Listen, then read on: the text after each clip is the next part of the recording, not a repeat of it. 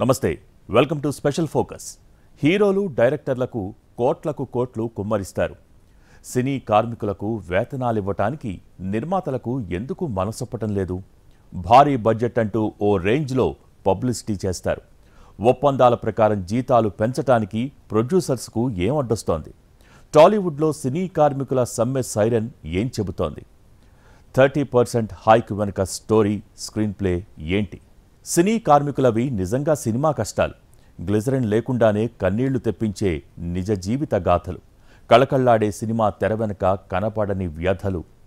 రెక్కల కష్టాన్ని గుర్తించి 30% వేతనాలు పెంచాలని సినీ కార్మికులు డిమాండ్ చేస్తుంటే టాలీవుడ్ కష్టకాలంలో అంత పెంచలేమంటూ కొందరు నిర్మాతలు తెగేసి చెబుతున్నారు. దీంతో టాలీవుడ్ సమ్మె సైరన్ డిటిఎస్లా రీసౌండ్ ఇస్తోంది.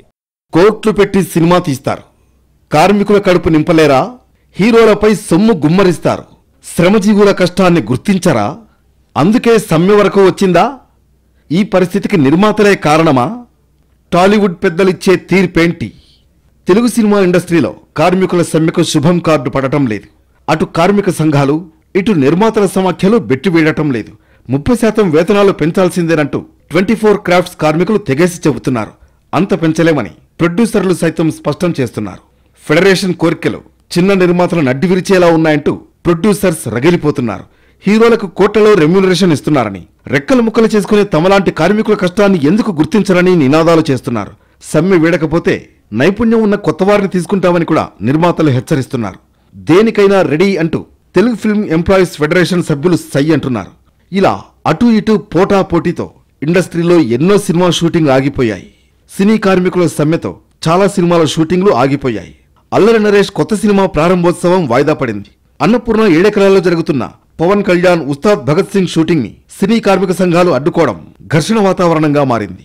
బాంబే, చెన్నైకి చెందిన కార్మికులతో మైత్రి మూవీస్ సంస్థ ఉస్తాద్ భగత్ సింగ్ షూటింగ్ ను చేస్తున్నారంటూ పెద్ద ఎత్తున కార్మికులు అన్నపూర్ణ స్టూడియోలోకి చొచ్చుకుపోయేందుకు యత్నించారు. అంతేకాదు, మైత్రి మూవీస్ కు చెందిన 6 సినిమాల కోసం పనిచేసిన ఫెడరేషన్ కార్మికులకు రావాల్సిన బకాయిలు వెంటనే చెల్లించాలని డిమాండ్ చేశారు. దీంతో అక్కడికి చేరుకున్న పోలీసులు వారిని అడ్డుకోవడంతో వారంతా స్టూడియో గేటు ముందు ధర్నాకు దిగారు. సినీ కార్మికుల ఇష్యూ కార్మిక శాఖ చెంతకు చేరింది.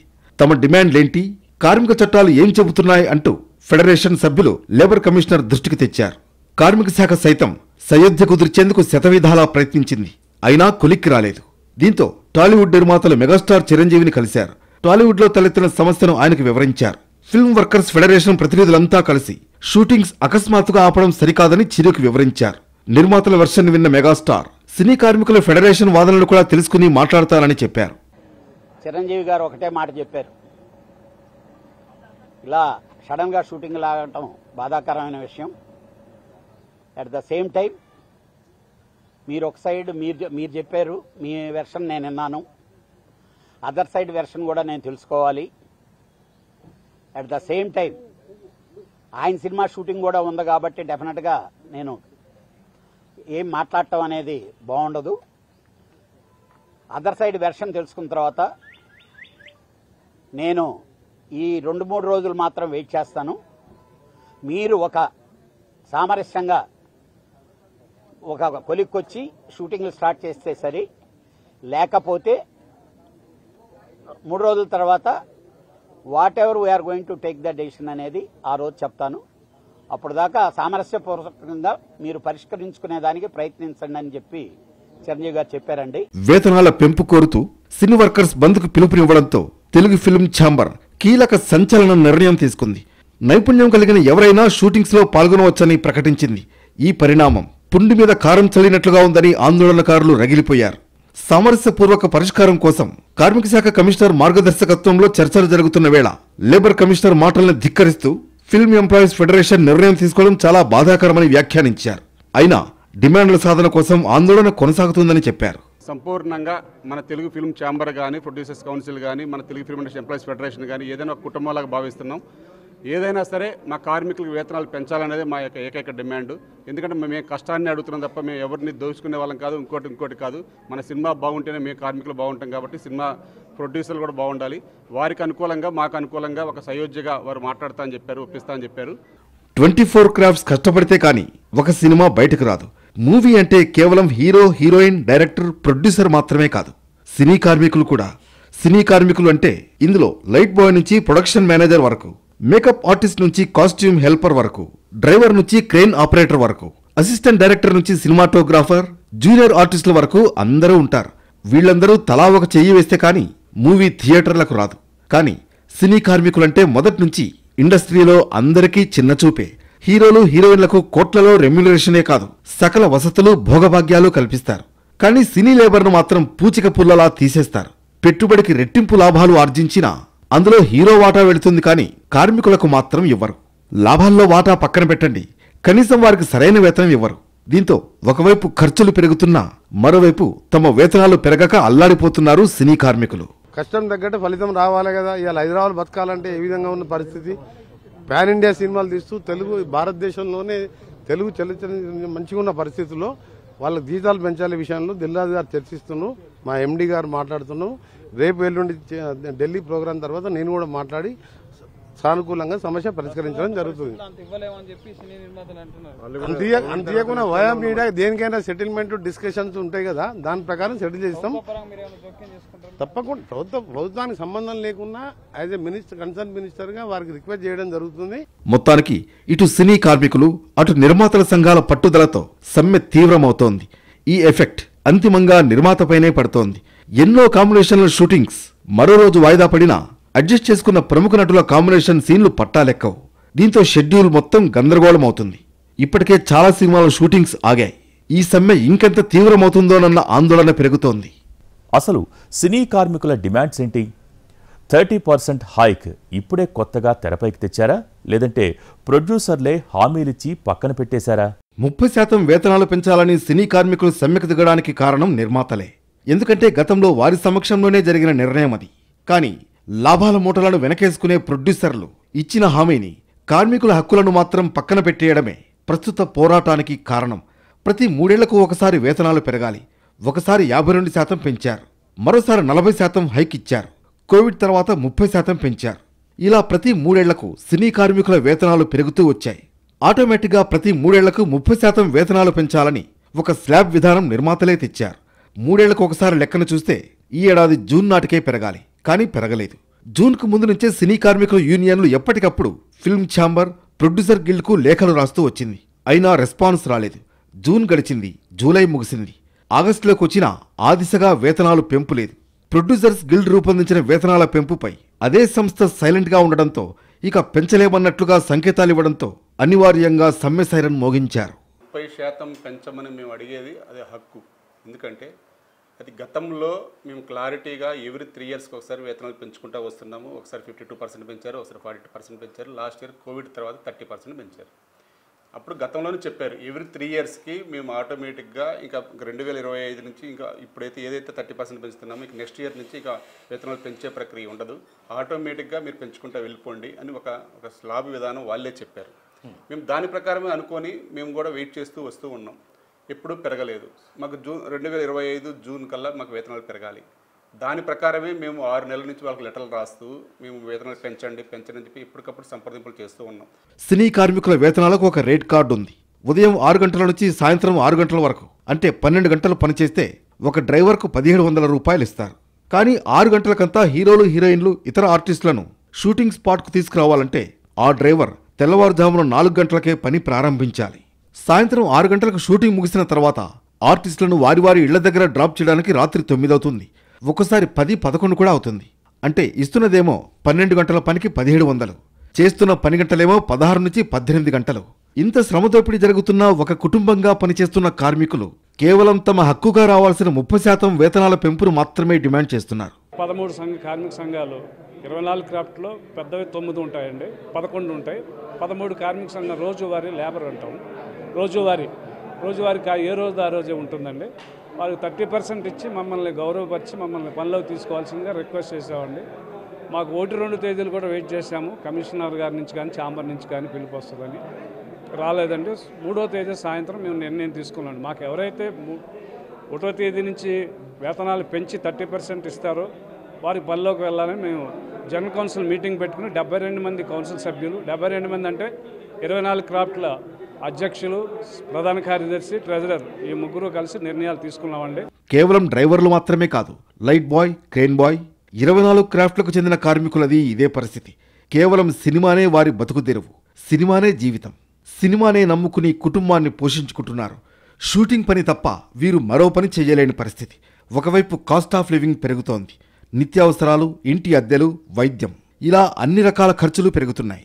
కానీ గొర్రెతో ఒక బెత్తెడు అన్న చందంగా జీతాలు పెరగడం లేదు. ఎందుకంటే కరోనాతో ఆల్రెడీ 2-3 సంవత్సరాలు ఇబ్బందులు పడ్డాం. తర్వాత మళ్ళీ ఇప్పుడు ఇబ్బందులు పడుతూనే ఉన్నాం. అప్పుడు కరోనా అప్పుడు కూడా వాళ్ళు మాకు జీతాలు తగ్గించే ఇచ్చారు. 5 సంవత్సరాల వేతనాలు పెంచాల్సింది 3 సంవత్సరాలకే వేతనాలు పెంచారు. తర్వాత మళ్ళీ ఇప్పుడు 3 సంవత్సరాల వేతనాలు అయినాయి. ఈ 3 సంవత్సరాల వేతనాలు కూడా మాకు ఇప్పుడు కూర్చోబెట్టి ఇక్కడ పెట్టి మాట్లాడతారు. 30% వేతనం పెంచుతారు అనుకోండి, దీనికి మేము 3 సంవత్సరాలు పనిచేయాలి. అదే బడ్జెట్ అంటే బడ్జెట్ కోకొల్లలుగా పెంచుకునేది నిర్మాత వారిష్టం. అది మా యొక్క పరిధిలో లేదది. కార్మికుడు కష్టానికి తగ్గ ఫలితాన్ని అడుగుతున్నాడు. తమ హక్కుగా పెరగాల్సిన వేతనాలను పెంచకుండా తొక్కిపెట్టే ప్రయత్నం చేస్తున్నారన్నది కార్మికుల ఆవేదన. 24 క్రాఫ్ట్లలో 13 కార్మిక సంఘాలున్నాయి. ఇందులో పెద్ద కార్మిక సంఘాలు 11 ఉంటాయి. వీరిని రోజువారీ లేబర్ అంటారు. ఏ రోజుకారోజు వారికి వేతనం చెల్లించాల్సి ఉంటుంది. కానీ నెలలు గడుస్తున్నా కొన్ని కంపెనీలు అస్సలు చెల్లించలేదన్న ఆరోపణలున్నాయి. ఛాంబర్ అగ్రిమెంట్ కూడా మాకు క్లారిటీగా ఉంటుంది. ఏ రోజు వేతనం ఆ రోజు తీసుకోమని. మా కార్మికులు నిర్మాతలు సహకరించకపోతే ఈరోజు 3 నెలలకి 4 నెలలకి ఇవ్వని పేమెంట్లు ఇవ్వని కంపెనీలు కూడా ఉన్నాయి. కోట్ల రూపాయలు రావాలి వాళ్ళ దగ్గర నుంచి. మరి ఏ రోజు వేతనం ఆ రోజు ఇచ్చిన ఒక్క కంపెనీ ఉందా చెప్పమనండి. కోట్ల రూపాయలు ఈ రోజుకి కూడా మాకు కోట్ల రూపాయలు ప్రతి ఒక్క కంపెనీ నుంచి రావాలి. 1-2 కంపెనీలు మాత్రం ప్రాంప్ట్గా చెల్లిస్తాయి. సాటర్డే మాకు సాటర్డే సిస్టమ్, సాటర్డే చెల్లిస్తారు.